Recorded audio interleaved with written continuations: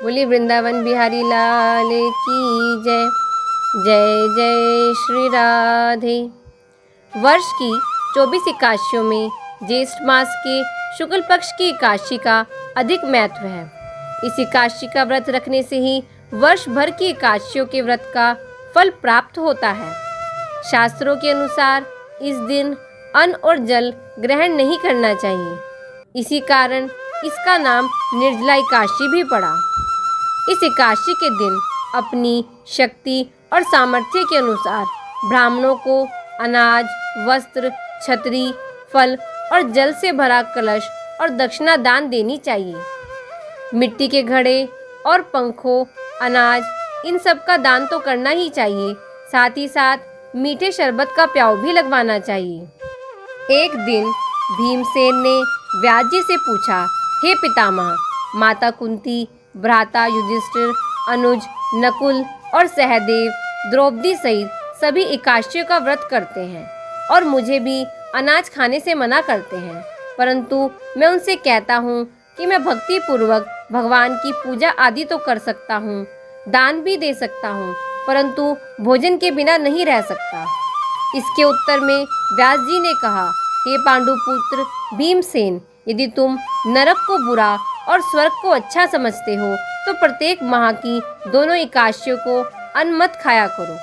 तब भीमसेन ने कहा, हे पितामह, मैं तो पहले ही कह चुका हूँ, मैं भोजन के बिना नहीं रह सकता। यदि वर्ष भर में कोई एक ही व्रत हो तो मैं रख सकता हूँ। बिना भोजन के पूरा दिन उपवास तो क्या, मैं एक समय भी नहीं रह सकता। आप मुझको कोई ऐसा व्रत बताएं जो वर्ष भर में केवल एक बार ही करना पड़े और मुझे स्वर्ग की प्राप्ति हो जाए। तब व्यास जी ने कहा, हे पुत्र, बड़े बड़े ऋषियों ने अनेक शास्त्र बनाए हैं जिसमें वर्णित उपायों के द्वारा थोड़े से परिश्रम से ही स्वर्ग की प्राप्ति हो सकती है, परंतु उन शास्त्रों में भी दोनों पक्षों की एकादशियों के व्रत का ही अधिक महत्व है। मुक्ति के लिए ये एकादशी व्रत ही श्रेष्ठ बताया गया है। श्री व्यास जी के वचन सुनकर भीमसेन नरक में जाने के भय से भयभीत हो गए और कहने लगे कि अब क्या करूं? एक मास में 2 व्रत तो मैं कर ही नहीं सकता। हाँ, वर्ष में एक व्रत हो तो वो करने का प्रयत्न अवश्य कर सकता हूँ। एक दिन व्रत करने से मेरी मुक्ति हो जाए, यदि ऐसा कोई व्रत हो तो आप कहिए। यह बात सुनकर व्यास जी कहने लगे कि ज्येष्ठ मास के शुक्ल पक्ष में निर्जला एकादशी आती है, उस एकादशी का व्रत करो तुम। इस एकादशी के व्रत में स्नान और आचमन के सिवा जल वर्जित है। इस दिन भोजन नहीं करना चाहिए क्योंकि भोजन करने से व्रत नष्ट हो जाता है।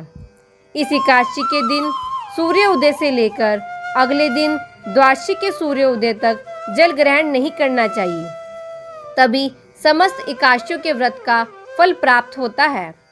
द्वादशी को सूर्योदय से पहले उठकर स्नान आदि करके ब्राह्मणों को दान आदि देना चाहिए। इसके पश्चात भूखे और सपात ब्राह्मण को भोजन कराकर फिर अपने आप भी भोजन ग्रहण करना चाहिए। इसका फल एक वर्ष की सारी एकादशियों के फल के बराबर है।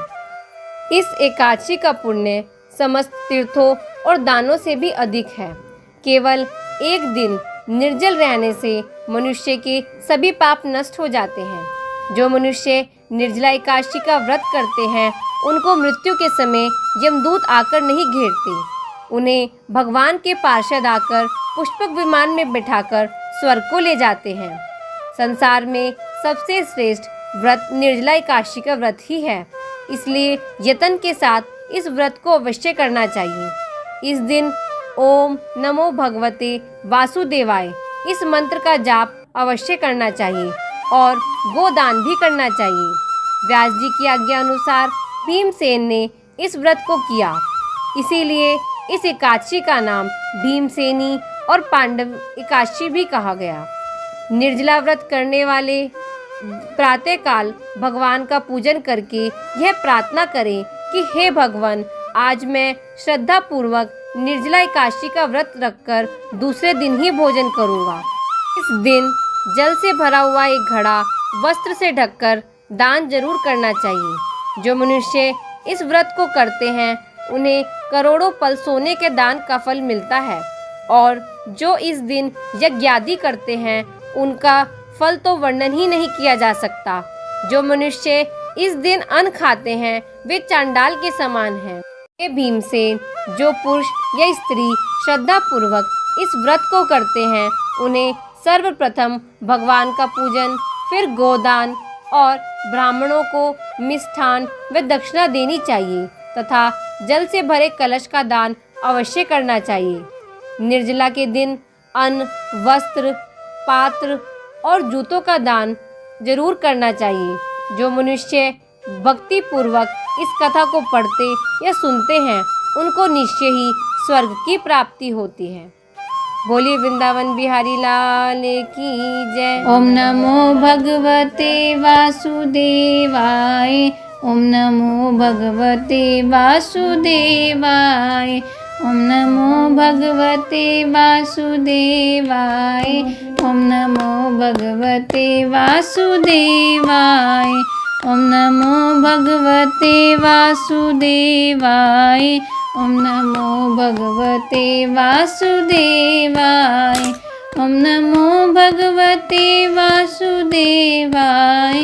ओम नमो भगवते वासुदेवाय। बोलिए वृंदावन बिहारी लाल की जय।